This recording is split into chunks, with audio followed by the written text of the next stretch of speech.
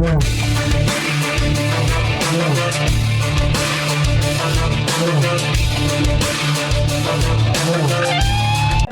உறுப்புகளும் உள்ளடங்கி பாடப்படுகின்றது தான் நந்தி கிளம்பகம் என்று சொல்லப்படும் 100 பாடல்களால் ஆனதாக சொல்லப்படுகிறது. அறம் பொருள் இன்பம் வீடு என்பவற்றிலே ஒன்றை மட்டும் அல்லது குறைவாக பாடுகின்ற தன்மையுடைய நூல்களை நாங்கள் சிற்றிலக்கியங்கள் என்று சொல்லுகிறோம். ஆடவர்க்கு முந்தோன்றல் கைவேலை பாடி காஞ்சிபுரமும் பாடி ஆடாமோ ஊசல். இந்த நூலிலே சொல்லப்படுகின்ற அந்த கடவுள் வாழ்த்திலே அருமையான ஒரு பாடல். அனைத்துலகின் பிறப்பும் நீ, அனைத்துலகில் இறப்பும் நீ, அனைத்துலகில் துன்பமும் நீ, அனைத்துலகில் இன்பமும் நீ, வானோர்க்கு தாதையும் நீ, வந்தோர்க்கு தந்தையும் நீ, ஏனோர்க்கு தலைவனும் நீ, எவ்வுயிர்க்கும் இறைவனும் நீ.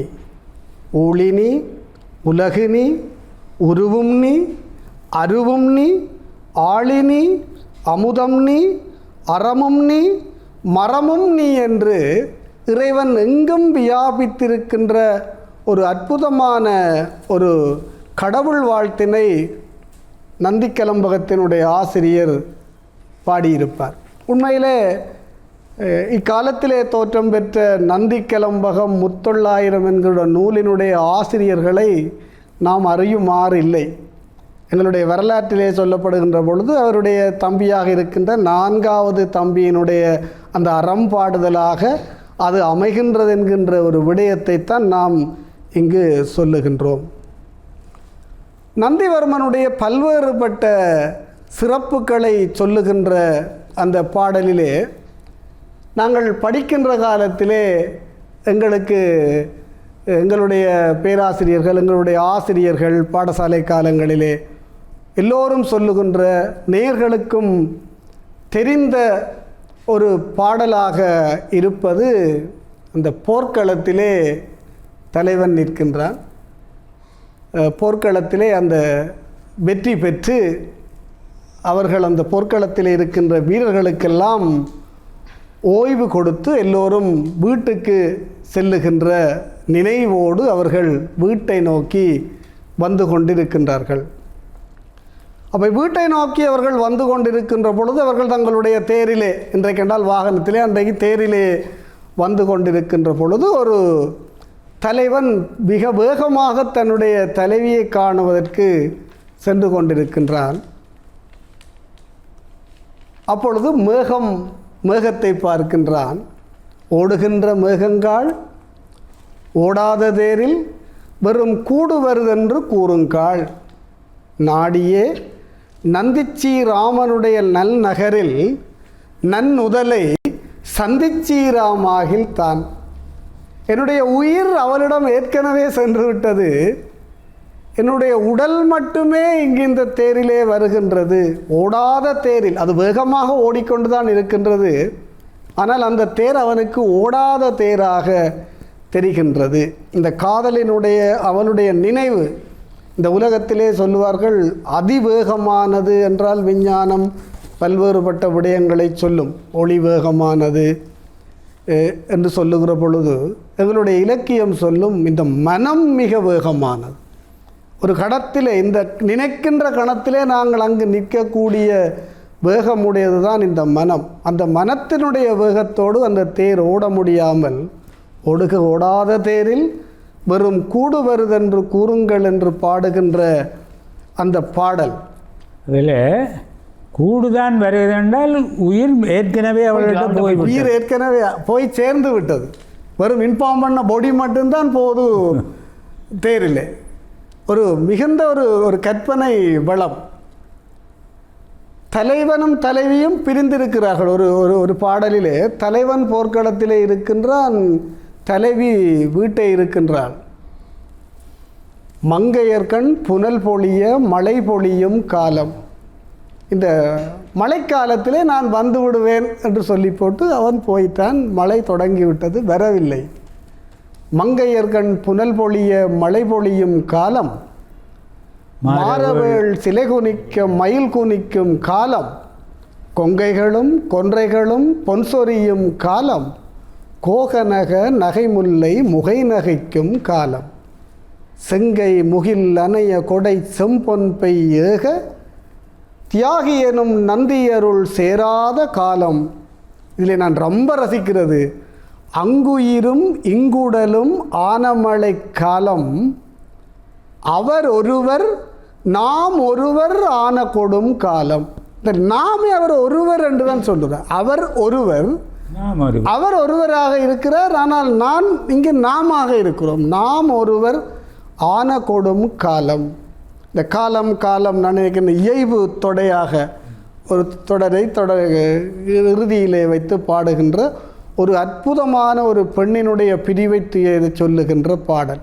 அதிலே ரமேஸ்வர் அவர்கள் சொன்ன அந்த நந்திவர்மனுடைய கொடையையும் ஒரு இடத்திலே சொல்லுகிறார்.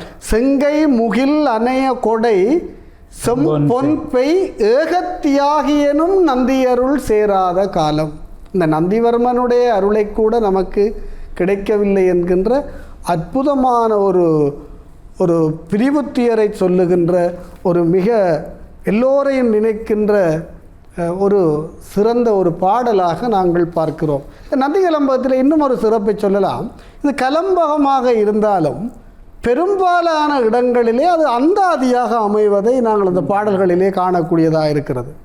அந்தாதி என்பது மாணவர்களுக்கு தெரியும், ஒரு பாடல் முடிகின்ற சொல்லிலே அல்லது தொடரிலே இன்னொரு பாடலை நாங்கள் ஆரம்பிக்கின்ற மரபு. அதுவுமே நந்தி கலம்பகத்திலே பெரும்பாலான இடங்களிலே அது இருக்கின்றது. முழு இடமும் அது அந்தாதியாக அமைந்ததாக இல்லாமல் இருந்தாலும் கூட நந்தி கலம்பகத்திலே இன்னும் எங்கள் நெஞ்சு அள்ளுகின்ற ஏராளமான பாடல்கள் இருக்கின்றது. தொடர்ந்து நாம் இன்னும் நந்தி கலம்பகம் பற்றி சிந்திப்போம். இல்லை, இவர் அந்த மங்கையர்கள் புனல் பொழிய மழை பொழியும் காலம், அதில் மன்மதன் மாறனுடைய வில்ல வளைச்சிதான், வளைத்தோனே மழை பொழியுது. அந்த மழை தலைவியினுடைய கண்ணீருக்கு உவமிக்கப்படுது. அந்த ட்ரெண்டு, அதாவது அந்த காலத்திலே அந்த படிமம் பல அழகாக வருகிறது. மங்கையர்கள் புனல் பொழிய மழை பொழியும் புனல் பொழிய சிலை குனிக்க மயில் குனிக்க. அதான் அது மன்மதன் சிலைய வில்ல எடுத்து விட்டுட்டான். மயில் குனிக்கிறது மழையை கண்டு அது ஒரு என்ன அந்த உவமையும் அதே நேரத்தில் அது சொல்கிற படிமமும் இயல்பாகவே பொருந்தி மிக அழகாக பாடியிருக்கிறேன். சரி, நன்றி ஞானசம்பந்தன் ரமேஷ். இப்பொழுது நாங்கள் இந்த நந்தி கலம்பகம் பற்றிய உரையாடலை உதயலதாவிடம் கொண்டு செல்வோம். மிக ஆர்வமாக இந்த சிற்றிலக்கியங்கள் பற்றி கலந்துரையாட வந்திருக்கிறார். டான் தமிழொலி நேயர்களுக்கு புதியவராக முறையாக தமிழ் பட்டப்படிப்பு பட்ட பின்படிப்பு எல்லாம் பூர்த்தி செய்தவர் உதயலதா இப்பொழுது தன்னுடைய கருத்தை முன்வைப்பார். டான் தமிழ் மொழி ஒளி நேயர்களுக்கு எங்களுடைய இனிமையான வணக்கம். இந்த நந்தி கலம்பகம் தொடர்பான ஆரம்ப அறிமுகமான பல்வேறு விடயங்கள் இங்கே உரைஞர்களால் தலைவரால் நிறையவே மொழியப்பட்டிருக்கின்றது. இப்பொழுது நான் சுவையான நிறைந்த சுவையுள்ள ஒரு பாடலுடன் உங்களுடன் இணைந்து கொள்கின்றேன். மிக அற்புதமான ஒரு சுவை கொண்ட பாடல். இங்கே அகம் சார்ந்த, அதாவது தலைவன் தலைவி சார்ந்த ஒரு பாடலாக இருக்கிறது. திருமணமான தலைவன் தலைவிக்கு திருமணமான சிறிது நாட்களின் பின் தலைவன் பரத்தையை நாடி சென்று விடுகிறான். பரத்தையரிட நிறைய நாள் அங்கேயே தங்கிவிட்டு வீட்டுக்கு வருவதற்கு முன் பாணனை தூதாக அனுப்புகிறான். பாணன் கதவை தட்டுகிறான், பாடலால் தலைவனுடைய புகழை சொல்லுகிறான். அப்போ வந்த தலைவி என்ன சொல்கிறாள் என்று சொன்னால், ஈட்டு புகழ் நந்தி பாண நீ எங்கையர்தம் வீட்டிலிருந்து பாட விடிவளவும். விடிய விடிய இங்கே இருந்து பாடியிருக்கிறார். எங்கையர் தம் வீட்டிலிருந்து, அதாவது அந்த பரத்தையரிடம் இந்த தலைவன் போனதை அவர்களை தன்னுடைய தங்கையராக, பரத்தையரை ஒரு நளினமாக அல்லது ஒரு நக்கல் கலந்ததாக எங்கையர் என்னுடைய தங்கையர்களுடைய வீட்டிலே இவ்வளவு இருந்துட்டு நீ இப்போ இரவிரவா விடிய விடிய பாடிக்கொண்டிருக்கிறாயே, நீ இப்படி பாடுகின்ற பொழுது காட்டிலும் பே என்றால் என்னை, இங்கே ஏதோ சத்தம் கேட்குது, என்னவாக இருக்கும் என்று நான் சந்தேகப்படுகின்ற பொழுது என்னுடைய அன்னை சொல்கிறாள், அது ஈட்டு புகழ் நந்தி, இந்த புகழ் மிகுந்த புகழை ஈட்டிக் கொண்டிருக்கிற நந்திவர்மனுடைய நாட்டிலே இருக்கின்ற காட்டிலே அழுகின்ற பேய்களின் ஒளியாகத்தான் இது இருக்க வேண்டும் என்று அன்னை கூறுகிறாள். பிறர் நரி என்ற, ஆனால் இங்கே இருக்கின்ற என்னுடைய உறவினர்கள் தோழிகள் சொல்லுகிறார்கள், இல்லை இல்லை, இது பேயினுடைய ஒலி அல்ல, இது நரியினுடைய ஊளை சத்தம் என்று சொல்கிறார். தோழி நாய் என்றாள். இதற்கப்புறம் இந்த தோழி செய்கிறார், நீங்கள் சொல்கிறது 2 பேருமே தவறுது, நிச்சயமாக இது நாய்தான் என்று. ஈற்றிலே நீ என்றேன் நான், இதுதான் அங்கே உச்சமான ஒரு இடம். சரி, நீ என்றே நான், எனக்கு உன்னுடைய நீதான்ன்றது அடையாளம் தெரிகிறது என்று சொன்னால், இந்த அன்னை சொன்னது, உறவினர் சொன்னது, இந்த தோழி சொன்னது எல்லா அந்த நளினத்துக்கு மேலாக இவள் மிகவும் மோசமாக தன்னுடைய தலைவனுடைய அந்த குணப்பண்பை காட்டுகிறதாகத்தான் நீ என்றேன் நான். இப்போ எல்லாவற்றையும் விட இவள் மோசமாக சொல்லுகிறாள், ஆனால் அது நளினமாக சொன்னபடியாக எங்களுக்கு அது சுவையாக இருக்கின்றது. வீட்டு புகழ் நந்தி பாண நீ எங்கையர்தாம் வீட்டிலிருந்து பாட விடிவளம் காட்டிலும் பேய் என்றாள் என்னை, பிறர் நரி என்றால், தோழி நாய் என்றாள், இல்லை இல்லை நீ என்றேன் நான், எனக்குத்தான் தெரியும் இது நீதான் என்று சொல்லி. உதயலதா அதில் இந்த தூது வந்தவனை பற்றி கொஞ்சம் நேயர்களுக்காக நீங்கள் சொல்லணும். பாணன் அவருக்கு இந்த வகைவாகவும் இருக்குது. 2 பேருக்கும் இடையில் தூது போகிறது, சமரசம் செய்கிறது. பாவன் 2 இடத்திலும் குறை கேட்க வேண்டி வரும். இன்னொரு பாடலில் இந்த நந்திவர்மனுடைய அழகு, அவனை கண்டு இந்த பெண்கள் மயங்குகின்ற விதம் எல்லாவற்றையும் சொல்லுகிற பொழுது இந்த தலைவி சொல்லுகிறாள், எனதே கலை வளையும் என்னதே. அதாவது நந்தி வீதியால், நந்திவர்மன் வீதியால் உலா செல்கின்றான். அந்த உலா செல்கிற வரைக்கும் எல்லா பொருட்களும் என்னதாகத்தான் இருந்தது. என்னுடைய உடை, என்னுடைய வளையல், என்னுடைய எல்லாமே இருந்தது. ஆனால் இப்போ எனதே கலை, என்னுடையது தான் ஆடை, வளையும் என்னதே, என் கைகளில் அணிந்திருக்கின்ற வளையும் என்னுடையதாக இருந்தது. எப்போதென்று சொன்னால் நந்தி வீதியால் போகாத வரைக்கும். அதாவது இங்கே மறைமுகமாக நந்தி வீதியால் போனவுடன் அவளுடைய ஆடை நிகழ்கிறது, கைகள் மெலிந்து வளையல்கள் நழுவுகின்றன என்று அந்த அகத்துறை சார்ந்து அங்கே சொல்கின்றார். இப்போ நந்திவர்மனுடைய இந்த அகம் சார்ந்த பாடல்களோடு அவனுடைய வீரமும் அங்கே சொல்லப்படுகிறது. அதாவது நந்திவர்மனுடைய கண்கள் இருக்கின்ற அந்த நந்திவர்மனுடைய கண்கள் இலேசாக சிவந்து விட்டால் அதற்கு அர்த்தம் என்னவென்று சொன்னால், பகைவர் நாடுகளும் குருதியினாலே அங்கே தீயினாலும் சிவக்கும் என்றுதான் அர்த்தம்.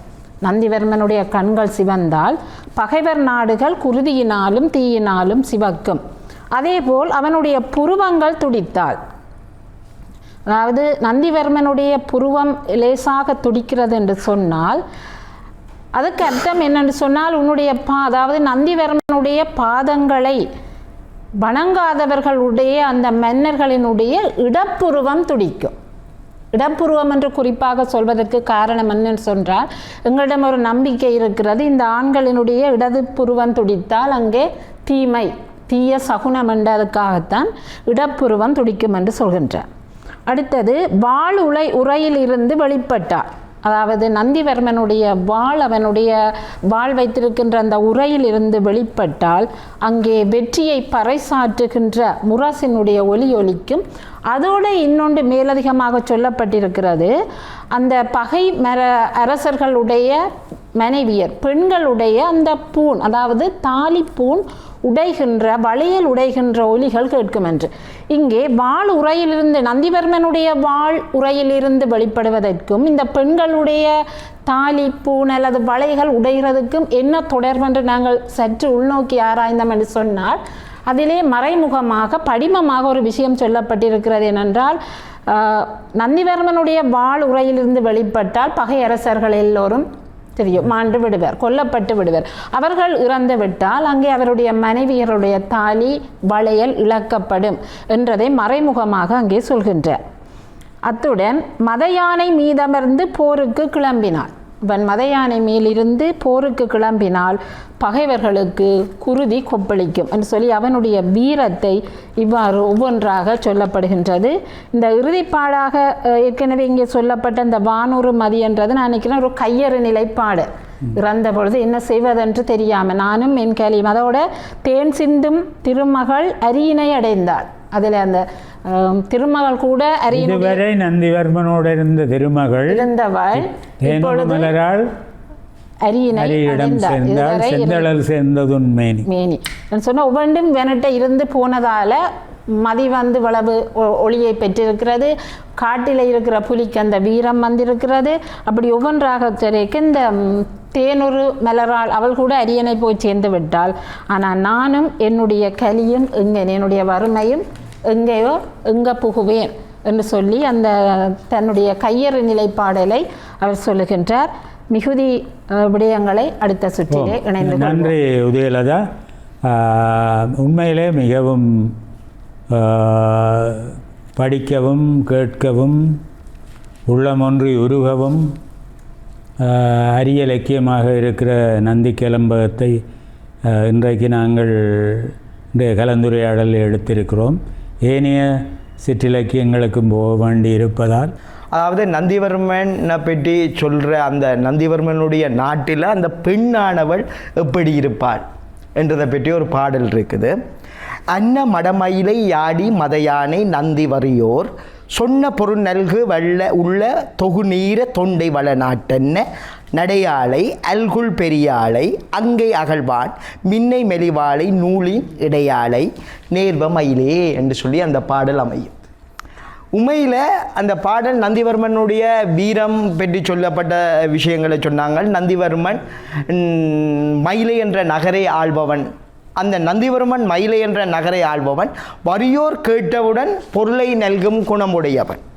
ஆகவே இதைத்தான் நாங்கள் சொல்லுவேன், நந்தி வறியோர் சொன்ன பொருள் நல்கு உள்ள என்ற அந்த அடி இதை விளக்கி நிற்குது. அந்த ஊரில் உள்ள பெண் எப்படி இருக்கிறாள் என்று சொல்லி பார்க்கக்குள்ள மிக அருமையான விளக்கமாக அவர் சொல்கிறார். அங்கே உள்ள பெண் எப்படி இருக்கிறாள் என்று சொல்லக்குள்ள அன்னநடையாள். இப்போ அன்னம் போன்ற நடை என்று சொல்லி சொல்கிறது இயல்பாகவே வந்தாலும் வல்லவர் காலத்திலேயும் அந்த சொற்றொடர் அமையுது. அதை அன்னநடையாள் என்று சொல்லி சொல்கிறார். ரெண்டாவது சொல்கிறார் என்னென்னா அன்னநடையாள் அல்குள் பெரியாள், அல்குள் பெரியவள் என்று சொல்லி சொன்னவர். மூன்றாவது விஷயமாக அங்கை அகழ்வான் என்று சொல்லி சொல்கிறார். அப்போ அது மிக முக்கியமான ஒரு விஷயம். அங்கை அகழ்வான் என்று சொல்லக்குள்ள அவளுடைய உள்ளங்கை அகழ் விளக்கை போன்றது. இந்த உவமை எங்கேயுமே கையாளப்படையில் மிக நுட்பமான ஒரு உவமை. அதாவது ஒரு பெண்ணினுடைய கையை ஒரு பரிசுத்தமான ஒரு அகழ் விளக்குக்கு ஒப்பிடுறது. ஒரு வீட்டில் அகழ் விளக்கு இருக்கும் என்று சொன்னால் கொடை அங்கே அதாவது அந்த வீடு தூய்மையாக இருக்கும். ரெண்டாவது அங்கே கொடுப்பவர்கள் இருப்பார்கள். ஆகவே அகல் விளக்கு பொருள் செல்வம் இருக்கின்ற ஒரு விளக்காக சொல்லப்படுகிறது. ஆகவே அதனால் அந்த கை கொடுக்கின்ற கையாகவும் தானத்தை வழங்குகின்ற கையாகவும் பரிசுத்தமான கையாகவும் பெண்ணினுடைய தூய்மையான உள்ளம் அந்த கைகளில் இருப்பதாகவும் அவர் சொல்லுகின்ற அந்த அழகு மிக முக்கியமான ஒன்று. மூன்றாவது விஷயமாக அவர் அதில் கையாளுற அடுத்தது மின்னை மெலிவாள்.